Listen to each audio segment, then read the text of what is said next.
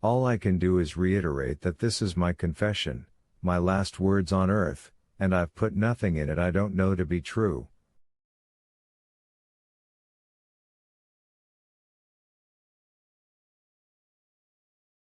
I woke from a doze in front of the stove the following night, or the next. As the fever settled in, I lost track of time, and heard the rustling, scuttering sounds again.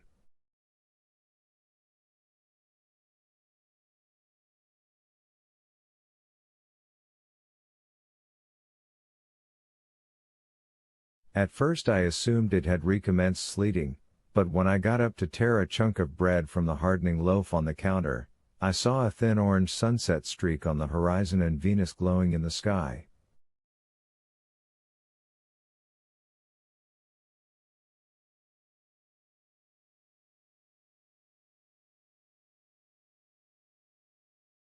The storm was over, but the scuttering sounds were louder than ever. They weren't coming from the walls, however, but from the back porch.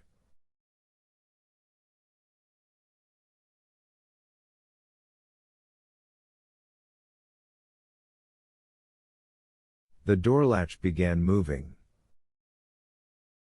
At first it only trembled, as if the hand trying to operate it was too weak to lift it entirely clear of the notch. The movement ceased, and I had just decided I hadn't seen it at all, that it was a delusion born of the fever, when it went all the way up with a little clack sound and the door swung open on a cold breath of wind.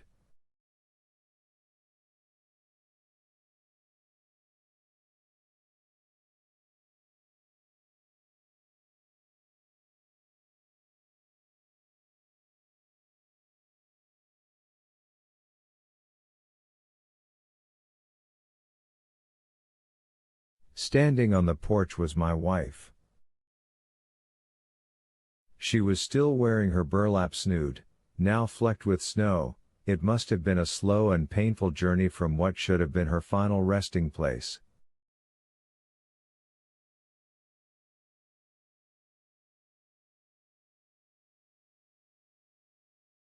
Her face was slack with decay, the lower half slewed to one side, her grin wider than ever.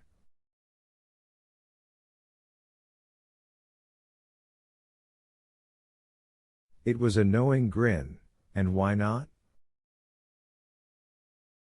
The dead understand everything.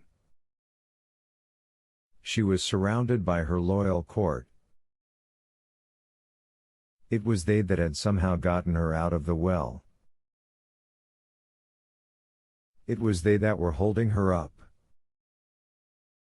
Without them, she would have been no more than a ghost, malevolent but helpless.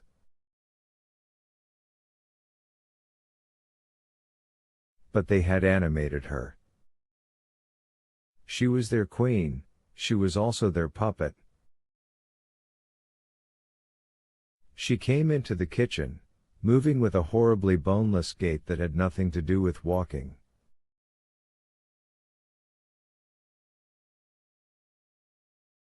The rats scurried all around her, some looking up at her with love, some at me with hate.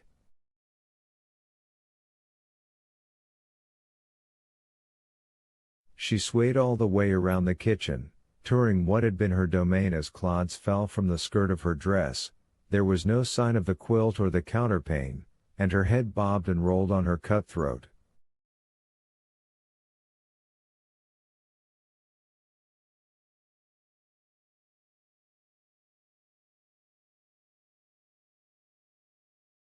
Once it tilted back all the way to her shoulder blades before snapping forward again with a low and fleshy smacking sound.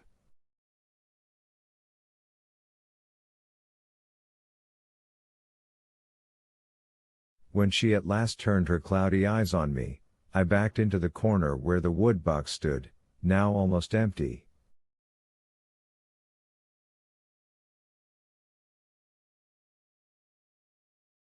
"Leave me alone," I whispered. "You aren't even here. You're in the well and you can't get out even if you're not dead." She made a gurgling noise. It sounded like someone choking on thick gravy, and kept coming, real enough to cast a shadow.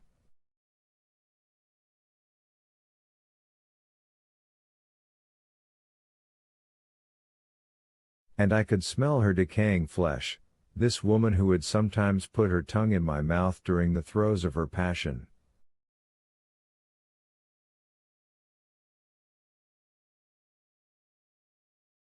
She was there. She was real. So was her royal retinue. I could feel them scurrying back and forth over my feet and tickling my ankles with their whiskers as they sniffed at the bottoms of my long john trousers.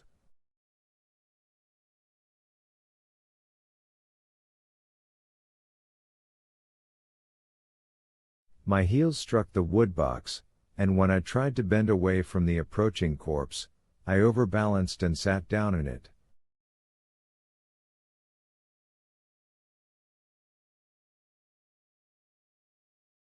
I banged my swollen and infected hand, but hardly registered the pain.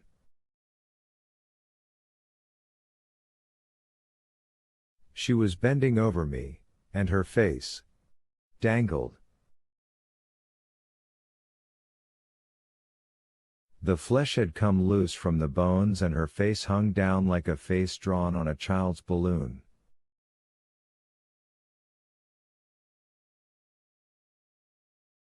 A rat climbed the side of the woodbox, plopped onto my belly, ran up my chest, and sniffed at the underside of my chin.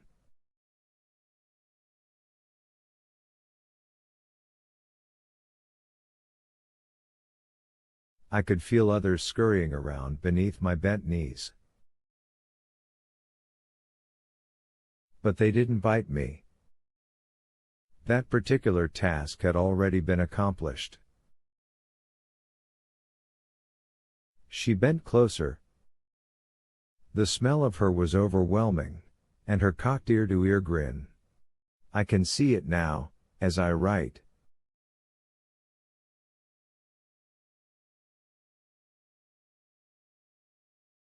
I told myself to die, but my heart kept pounding.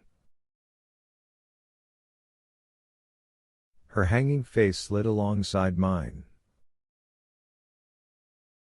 I could feel my beard stubble pulling off tiny bits of her skin, could hear her broken jaw grinding like a branch with ice on it.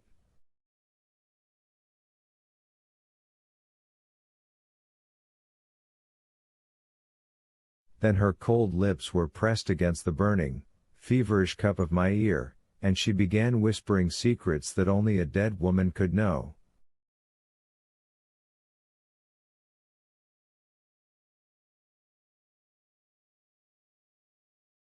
I shrieked. I promised to kill myself and take her place in hell if she would only stop. But she didn't. She wouldn't. The dead don't stop. That's what I know now. After fleeing the First Agricultural Bank with $200 stuffed into his pocket, or probably more like $150, some of it went on the floor. Remember, Henry disappeared for a little while.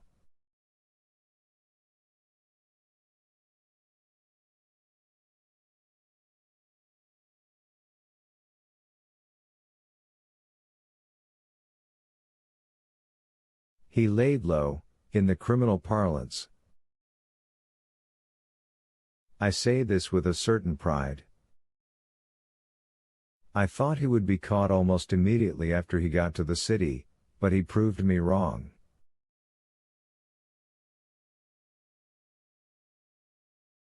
He was in love, he was desperate, he was still burning with guilt and horror over the crime he and I had committed.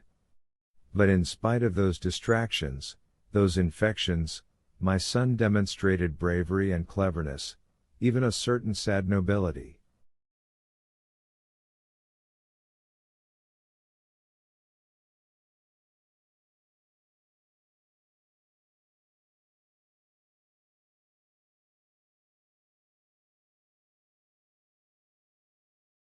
The thought of that last is the worst. It still fills me with melancholy for his wasted life, 3 wasted lives. I mustn't forget poor pregnant Shannon Cottery, and shame for the ruination to which I led him, like a calf with a rope around its neck.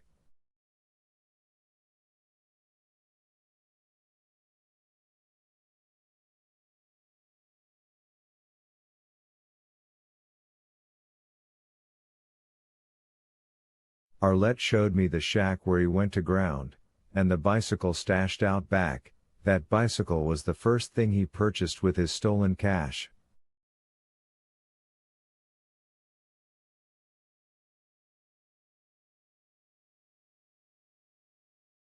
I couldn't have told you then exactly where his hideout was, but in the years since I have located it and even visited it, just a side of the road lean-to with a fading Royal Crown Cola advertisement painted on the side.